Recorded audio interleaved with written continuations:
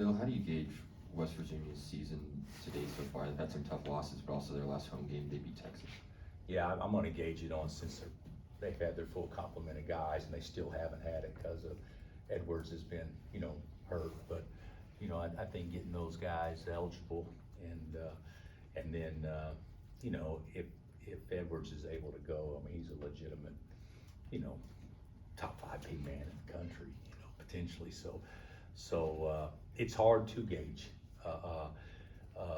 in large part because they haven't had their full cast of guys, and certainly when they do have all their players, they'll be very formidable for anybody.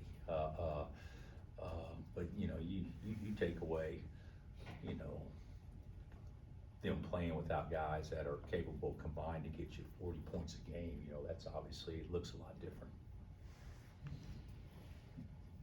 You're past the halfway point in this stretch of 5 games that you're playing that comes in on Monday. Just how do you think the team's doing stamina-wise going through all these games in rapid succession? I think we're doing fine. Knock on wood, I actually think we got a pretty well-conditioned group. I think it's easier to play turned up for 40 minutes if you can maybe get a little bit more rest than what our guys have. But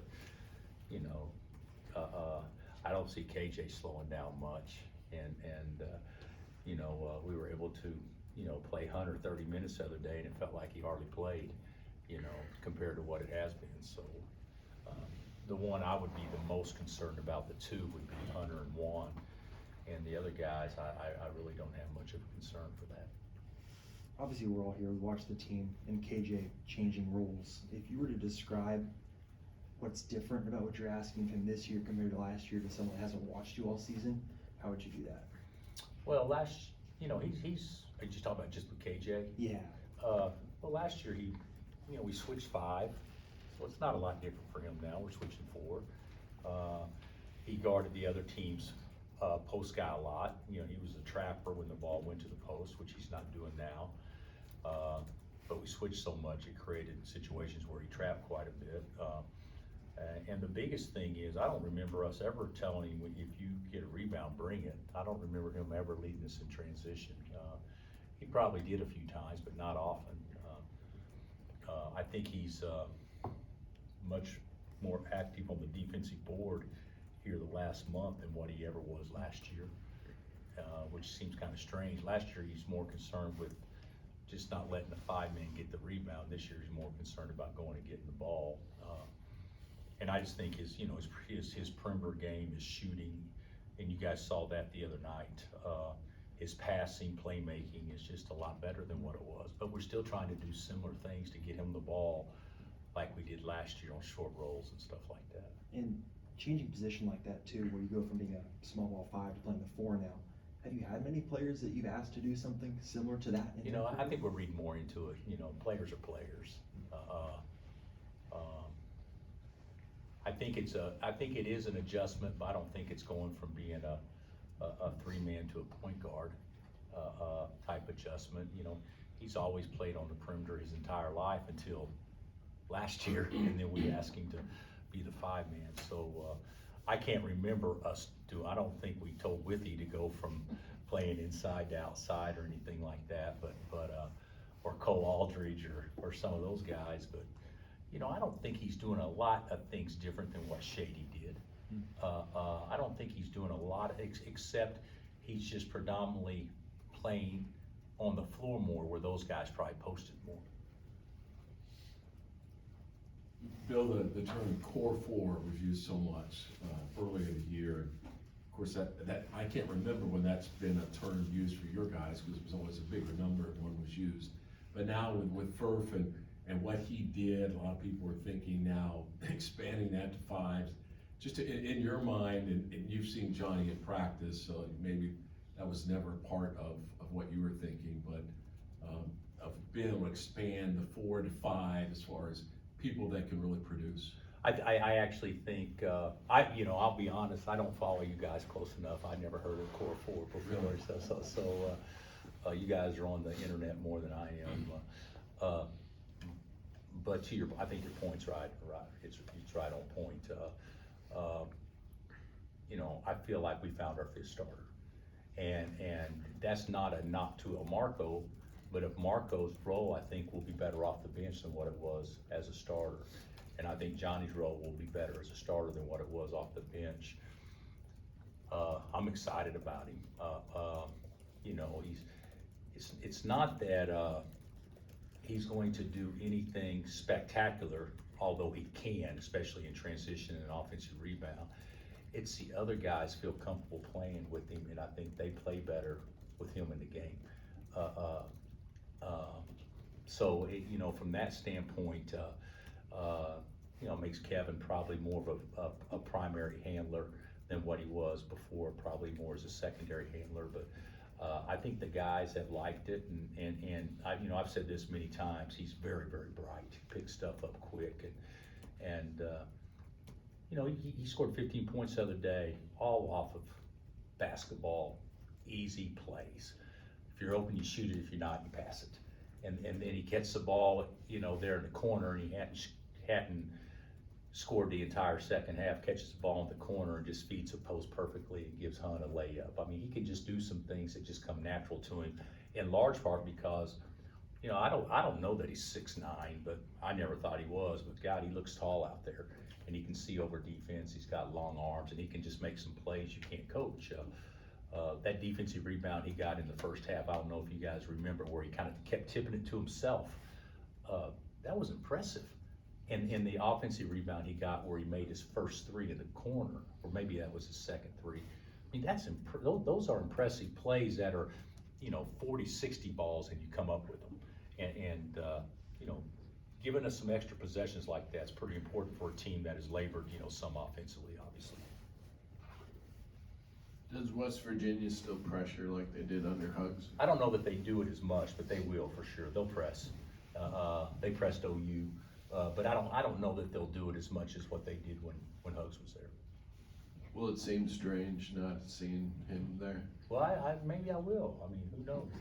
I guarantee Josh will be better dressed, no doubt, and look better even if they wear the same thing. But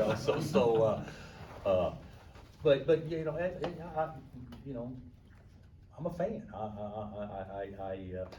I really want him to be remembered and thought of in the way that he's provided a great legacy to our profession, and I wish the best for him. But that's not saying I wish it at the expense of anybody else either, though. I think Josh has done a good job in a hard situation. That's not easy, and then you throw off, I haven't had my 2 or 3 starters for the entire season at least. I mean, that's a hard deal. So it'll be different, but it's not going to be something that I think about a lot. Are you encouraged by the turnover count in the last few games? Yeah, I actually looked that up this morning, Gary, knowing you'd ask that exact question. We've had 3 games this year where we've had 18.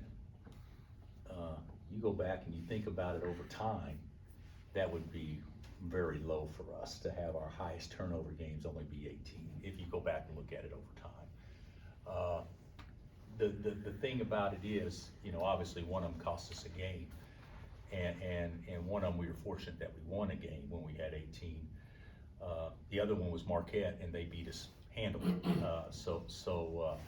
Obviously, if you look at our performances, there's definitely a correlation between taking care of the ball and us playing better. The thing about it is, the last 3 games, and even at Oklahoma State, I mean, we had some turnovers there that I would say late game situation, stuff like that, when the score was what it was. That was an 8 or 9 turnover game, which you keep it under 10 on the road, that's pretty good. West Virginia will be a challenge because they've always turned us over, but they turned everybody over. And the question is, do you benefit more against their pressure by them pressuring, or do you allow them to benefit more by them pressuring? I mean, you got to take advantage of pressure, and in order to do that, you have to be aggressive. When you're aggressive, you take more chances. When you take more chances, you turn over more. So sometimes you gotta, you gotta say, okay, we shot 5 layups and we've had, 3 bad turnovers. Okay, keep attacking, sometimes it's like that, but I am encouraged that we've handled the ball better, yes. You've been complimentary, would be a good word for it, I think, of Nick Timberlake and just attitude, approach as Yeah, he's kind of trying to great find kid. himself. What do you think it is? Is it just experience, age, maturity? Why has he been able to handle this? Well, he didn't come here not to play, and he hasn't played much. He's played a lot by first-year player standards, but not by a fifth-year, a grad transfer type standards. So he's just a great kid, got a great attitude, and he did really well the other day. And as you guys saw, he's an athlete. He's a sneaky athlete, and he jumps far better off his right than his left. That was a big time play the other day. But he's got to stay ready, because at the end of the day, a team goes zone or whatever, we're going to need somebody that can stretch the defense and have the game and be a threat. So he'll stay ready, because he's a fabulous young man and a great kid. But it's not the role that he had envisioned, nor is it the role that I had envisioned. So it's not like I'm thinking we tell him this, but we know it'll be that. There's nothing like that. It just hasn't quite gone smoothly for him yet. But if he keeps a good attitude, which he will, and when his number is called, he will deliver. And you see that all the time in sports, all the time. And so much of it is just the preparation to that moment. And I think he'll prepare to be ready, all the way through to the end. We're talking about a West Virginia team that has several losses, but also big ranked win over Texas a couple weeks ago. Can you just talk a little bit about how unpredictable the Big 12 is right now? Yeah, I think that's a great point. Central Florida won at Texas last night, and Adams had made a couple of shots late, to keep it really close, if I'm not mistaken, because I didn't watch the game. It's a wild league. I can't get over how competitive it is. When Cincinnati and BYU came into the league, we knew what we were going to get with Houston, and Houston will deliver exactly on what we thought they were. I don't know that we really banked on getting what BYU and Cincinnati bring to the table this early in the process. And UCF, here we are going to talk. UCF hasn't played consistently at the level of the other three. They're good enough to beat Kansas and Texas. So it is a wild league. And then you get, K-State had a huge win the other night. You get, Tech got off to a 3-0 start. It's just, it's going to be crazy the whole year.